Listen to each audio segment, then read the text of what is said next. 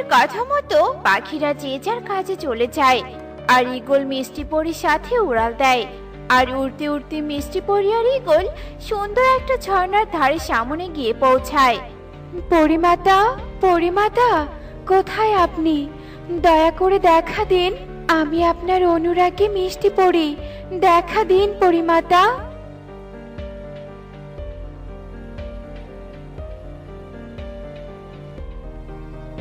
কি হয়েছে বৎস, ডাকছিস কেন? কোনো বিপদ হয়েছে নাকি? বল আমাকে। দুষ্টু পরী যেখানে আছে সেখানে কি বিপদের কিছু বাকি থাকে নাকি? কে এই দুষ্টু পরী? কেনই বা দুষ্টু পরী বনের নিরীহ পাখিদের সাথে জুলুম করছে? বলুন পরিমাতা, বলুন। অনিয়মের কারণে দুষ্টু পরীকে রাজ্য থেকে তাড়িয়ে দিয়েছিলাম, কিন্তু দুষ্টু পরী যে বনের পাখিদের সাথে জুলুম করবে সেটা তো বুঝতে পারিনি। কিন্তু পরিমাতা, এবার আমার বনের পাখিদের রক্ষা করবে কে? দয়া করে আপনি আমাদের সাহায্য করুন পরিমাতা। দয়া করুন পরিমাতা, ভস্ম করে দিন ওই দুষ্টু পরীকে, রক্ষা করুন পাখিদের পরিমাতা। বৎস, দুষ্টু পরীকে ভস্ম করা এখন পরিরাজ্যের নিয়মের বিরুদ্ধে যাবে, কারণ দুষ্টু পরীকে আমি নিজেই পরিরাজ্য থেকে তাড়িয়ে দিয়েছি।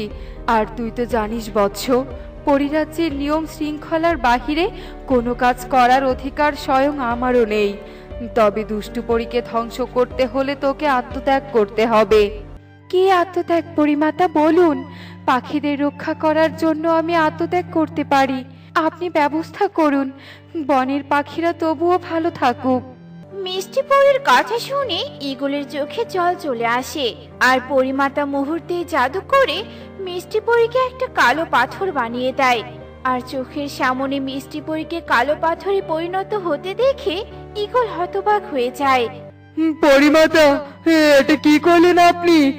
এছাড়া আর কোনো উপায় ছিল না ঈগল। এই কালো পাথরটা নিয়ে যাও, এই কালো পাথরটা দিয়ে দুষ্টু পরীকে ঢিল দিবে। দুষ্টু পরীর গায়ে যদি এই পাথর একবার লাগে তবে মুহূর্তেই দুষ্টু পরী ভস্ম হয়ে যাবে। সে তো বুঝলাম, কিন্তু মিষ্টি পরী কি সারা জীবন এমন পাথর হয়েই থাকবে?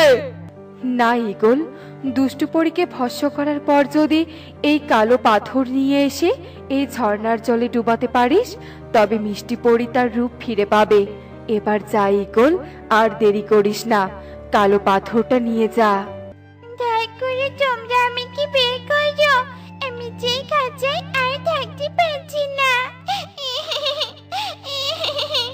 হ্যাঁ কবুতর দাদা, যে করেই হোক আমার ছানাটাকে মুক্ত করো, দুষ্টু পরীর খপ্পরে যে